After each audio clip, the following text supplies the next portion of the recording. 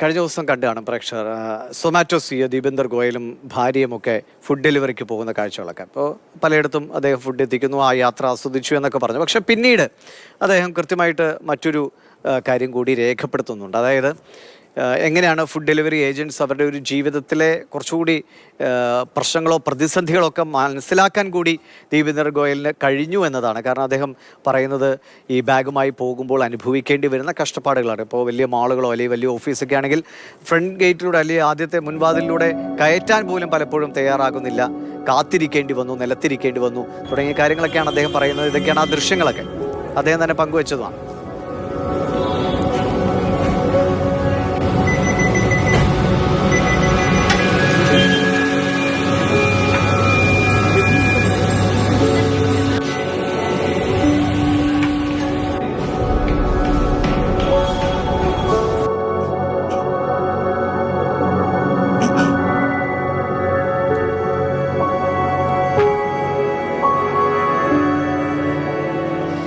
അക്ഷയ ബിജു നമുക്കിപ്പോൾ ഉണ്ട്. അക്ഷയ, ആദ്യം അദ്ദേഹം പങ്കുവച്ചത് ചിത്രങ്ങളൊക്കെ ഈ യാത്രയിൽ ഞാൻ ഒരുപാട് ഇഷ്ടപ്പെടുന്നു, ഭക്ഷണം എത്തിക്കുന്നത് വളരെ സന്തോഷമുള്ള കാര്യമാണെന്നൊക്കെയാണ്.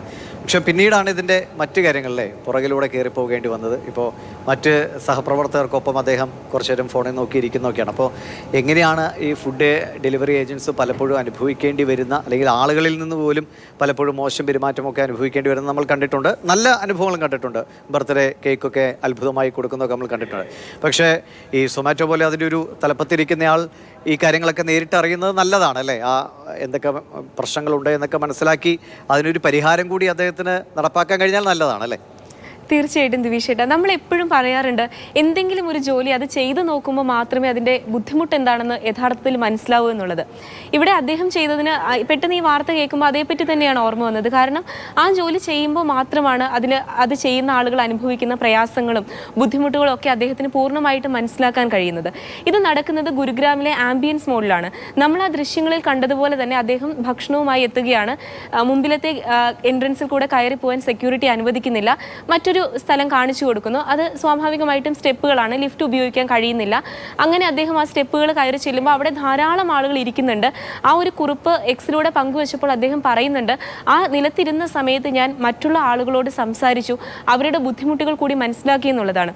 പക്ഷേ ആ കുറിപ്പ് പങ്കുവച്ചപ്പോൾ ഏറ്റവും സന്തോഷകരമായ ഒരു കാര്യം എന്താണെന്ന് വെച്ചാൽ അദ്ദേഹം ഇത് ശ്രദ്ധയിൽപ്പെട്ടപ്പോൾ ആ മാളിൻ്റെ ഉടമകൾ ഇങ്ങനെ സൊമാറ്റോ ഏജന്റുമാർക്ക് വേണ്ടിയിട്ട് ഒരു പ്രത്യേക കളക്ടിംഗ് പോയിന്റ് ഒരുക്കാൻ തയ്യാറായിട്ടുണ്ടെന്നാണ്. അപ്പോൾ ഇത്തരത്തിലുള്ളൊരു പോസിറ്റീവ് കാര്യം അദ്ദേഹത്തിന് ചെയ്യാൻ സാധിച്ചു. അതോടൊപ്പം തന്നെ അദ്ദേഹം മറ്റുള്ളവരോടും ആവശ്യപ്പെടുന്നത് എല്ലാവരും ഇതിന് സഹകരിക്കണമെന്നുള്ളതാണ്. നമ്മൾ പലപ്പോഴും കണ്ടിട്ടുണ്ട് പല ഹോട്ടലുകളുടെയും മുന്നിൽ വെയിലാണെങ്കിലും മഴയാണെങ്കിലും പുറത്ത് കാത്തു നിൽക്കുന്ന ആളുകളെ, ഇത്തരം ഭക്ഷണ വിതരണ ശൃംഖലയിൽ ജോലി ചെയ്യുന്ന ധാരാളം ആളുകളെ കണ്ടിട്ടുണ്ട്. അപ്പോൾ അവർക്കൊക്കെ കുറച്ചുകൂടി മെച്ചപ്പെട്ട ജോലി സാഹചര്യങ്ങളും അവരോടൊക്കെ കുറച്ചുകൂടെ മനുഷ്യത്വപരമായ പെരുമാറ്റവും ഒക്കെ എല്ലാ മേഖലകളിൽ നിന്നും അനിവാര്യമാണ്. അപ്പോൾ അദ്ദേഹത്തിൻ്റെ ഈ ഒരു പ്രവൃത്തിയിലൂടെ കുറച്ചുകൂടി മെച്ചപ്പെട്ട സാഹചര്യങ്ങൾ അവർക്ക് ഒരുക്കി കൊടുക്കാൻ കഴിയുമെന്ന് തന്നെയാണ് പ്രതീക്ഷിക്കുന്നത്.